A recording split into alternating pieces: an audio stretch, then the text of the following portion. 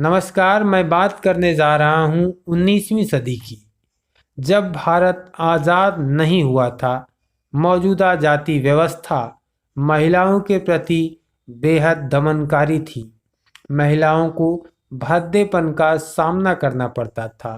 कानून बनाया गया था, जिस कानून को 1924 में बंद कर दिया गया।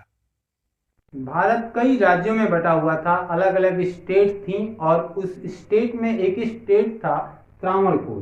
त्रावणकोर को आज आज़ादी के बाद से हम केरल के नाम से जानते हैं। तो जो त्रावणकोर था, एक राजा का साम्राज्य था। उस राजा ने 1729 में इसकी स्थापना की। राजा का नाम मैं आपको बता दूं, मार्थन वर्मा था। मार्थन वर्मा ने 1729 में इस राज्य की स्थापना की और उसने अपने उस राज्य में एक कानून बनाया। कानून ये बनाया कि जो दलित वर्ग के पुरुष होंगे, दलित वर्ग की महिलाएं होंगी, कुछ ओबीसी वर्ग की होंगी, उनको, उनके जो पुरुष होंगे, उनको हेड टैक्स देना पड़ेगा। हेड टैक्स क्या था? हेड टैक्स ये था कि यदि वो अपने सर पे पगड़ी बांधते हैं तो उन्हें उसका टैक्स देना पड़ेगा, जिसे हेड टैक्स कहा जाता था। यानी अपने वो सर पे कुछ बांध नहीं सकते। उनको जब भी किसी के सामने आना होगा, किसी ऑफिसर के सामने आना होगा, या उनको सार्वजनिक तौर पे अपने सर पे कुछ बांध नहीं सकते थे। ये तो खैर ठीक है, गनीमत है। लेकिन जो महिलाओं के लिए था कि वो महिलाएं अपने कमर के ऊपर कपड़े नहीं पहन सकती, उन्हें अपनी छाती को खोल के रखना पड़ता था। और खोल के ये नहीं कि अपने घर में, पब्लिकली, समाज में, खासकर जब वो किसी के सामने जाती हैं, बड़ी बिरादरियों के सामने जाती हैं, तब भी उन्हें अपनी उस छाती को, अपने स्तन को खोल कर रखना पड़ता था। यदि उन्होंने अपने स्तन को ढका तो उसके लिए उन्हें ब्रेस्ट टैक्स देना पड़ता था और ब्रेस्ट टैक्स की वसूली वो राजा कराते थे अपने टैक्स अफसर से। तो अब सोचिए जरा कि कैसा लग रहा होगा देख के, क्या स्थितियां थी, यानी क्या न्याय व्यवस्था थी। ऐसा समाज जहां एक वर्ग के लोग कपड़े पहनते हैं, अपने स्तन को ढक के रखते हैं, और दूसरा वर्ग जो अर्धनग्न है, यानी जो उच्च वर्ग की महिलाएं होती थीं, वो अपने स्तन को, अपने बॉडी को ढक सकती थीं। लेकिन कुछ ऐसी महिलाएं जो दलित समुदाय से आती थीं, दलित कम्युनिटी से आती थीं, वो अपनी बॉडी को ढक भी नहीं सकती थी। और वो पब्लिकली जब सबके सामने भी आना होता था तो उनको वैसे ही रहना पड़ता था। अगर वो कपड़े से ढकती थी तो उन्हें टैक्स चुकाना पड़ता था, जिसे मूलाक्रम कहा जाता था। तो सोचे जरा कि उस समय के लोग कैसे थे, उनकी मानसिकता कैसी थी और किस तरह की जाति होती थी। जाति का स्तर इतना निचला था कि आज हम उसको सोच भी नहीं सकते। कुछ इतिहासकारों का तो यह भी मानना है कि ब्रेस्ट टैक्स इस बात पर निर्धारण होता था कि ब्रेस्ट की साइज क्या है। अगर ब्रेस्ट की साइज बड़ी है तो कर ज्यादा देना पड़ता था, और ब्रेस्ट की साइज छोटी है तो कर कम देना पड़ता था। त्रावणकोर साम्राज्य में जो टैक्स अफसर हुआ करते थे, वह सप्ताह वाइज जाके उस टैक्स की वसूली करते थे, और वो महिलाएं केले के पत्ते पर उस टैक्स को रखकर उस टैक्स अफसर को अदा करती थी, जो उन पर टैक्स लगाया गया होता था। त्रावणकोर साम्राज्य में मुख्य रूप से दो दलित जातियां आती थीं। एक जाति थी एजवा समुदाय और दूसरा था नाडारा।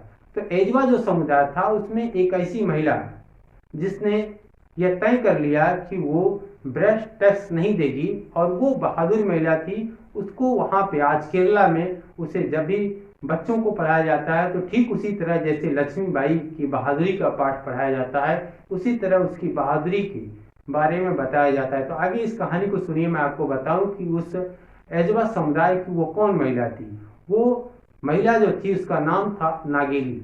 नागेली महिला ने ये तय कर लिया कि मैं ऐसा नहीं करूंगी, मैं अपने स्तनों को ढक के चलूंगी और मैं कर नहीं दूंगी। ये उसने ऐलान कर दिया और वो ऐसे चलती हुई थी। ये बात धीरे धीरे धीरे धीरे जब उच्च जाति के लोगों तक पहुंची, और ऐसे करते करते वो राजा के कानों तक पहुंची, और उच्च जाति के लोगों ने दबाव बनाना शुरू किया कि अरे ये तो हमारे में और निचली जातियों में अंतर क्या रह जाएगा, क्या फर्क रहेगा, ये तो हम लोगों के सामने भी ऐसे ही आ रही है। यानी उच्च जाति के मन में ये था कि कपड़े को न पहनना, यानी कमर से ऊपर नग्न रहना, ये सम्मान सूचक का भाव उनको लगता था कि ऐसा होगा। अगर निचली जात के लोग कपड़े ऊपर नहीं पहनेंगे, लोग मतलब महिलाएं, तो उनके लिए लगता है कि ये सम्मान हमें दे रहा है। तो जब ये बात राजा के पास पहुंची तो राजा ने अपने टैक्स अफसर को उस नागेली महिला को पास भेजा, उसके घर पे भेजा टैक्स वसूली के लिए। और जो टैक्स अफसर थे वो उस नागेली नाम की महिला के घर जाते हैं। कुछ इतिहासकारों का यह भी मानना है कि उसके साथ, उस टैक्स अफसर के साथ बहुत सारे लोग गए थे, जैसे आज की डेट में बहुत सारे बॉडीगार्ड, सिपाही, इस तरह के लोग जाते हैं कि कोई अधिकारी जा रहा है तो उसके साथ बॉडीगार्ड के तौर पे, रक्षा के तौर पे, सपोर्ट के तौर पे, सहयोगी के तौर पे लोग जाते हैं।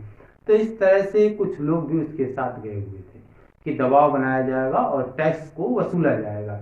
लेकिन होता क्या है कि जब वो नागेली नाम की महिला से वो टैक्स अफसर बात करता है तो नागेली भी कहती है कि मैं ऐसा नहीं करूंगी, मैं कपड़े पहनूंगी।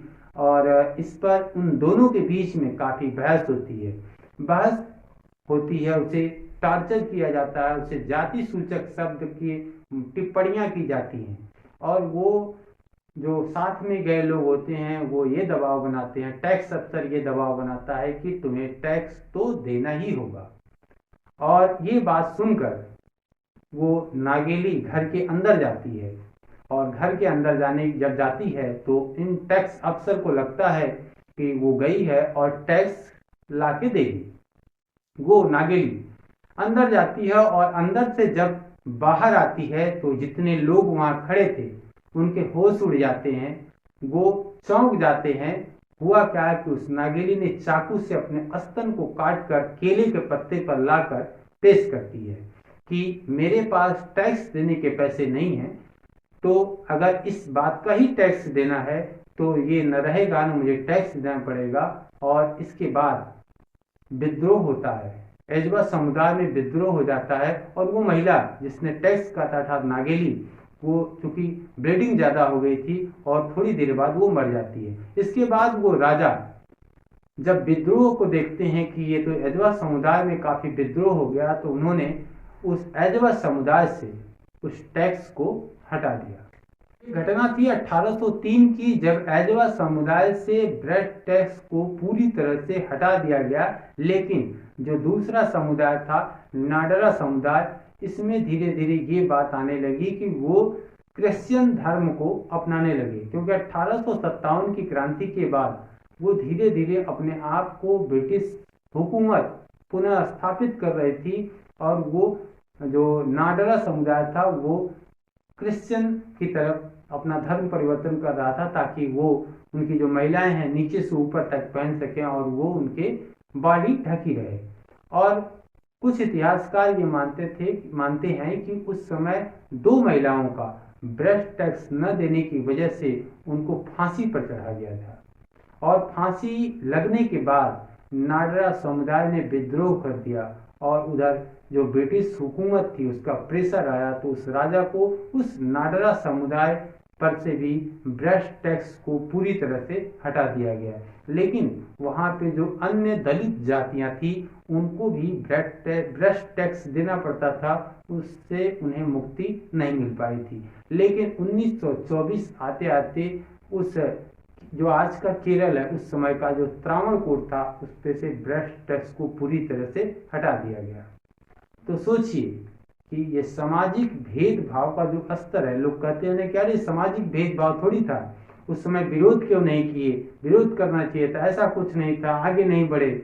लेकिन ऐसा नहीं है, इस तरह के भेदभाव इस स्तर तक थे जो इतिहास हैं, तमाम इतिहासकार इसके बोलते हैं। और जो मैंने नागेली नाम की महिला को बताया, आज भी उस महिला का वहाँ पूजा होता है, उसे देवी की तरह पूजा जाता है, जिसने अपनी बहादुरी को दिखाया और अपने उस एजवा समुदाय को ऐसे अन्याय से बचाया और उन्हें न्याय दिलाया।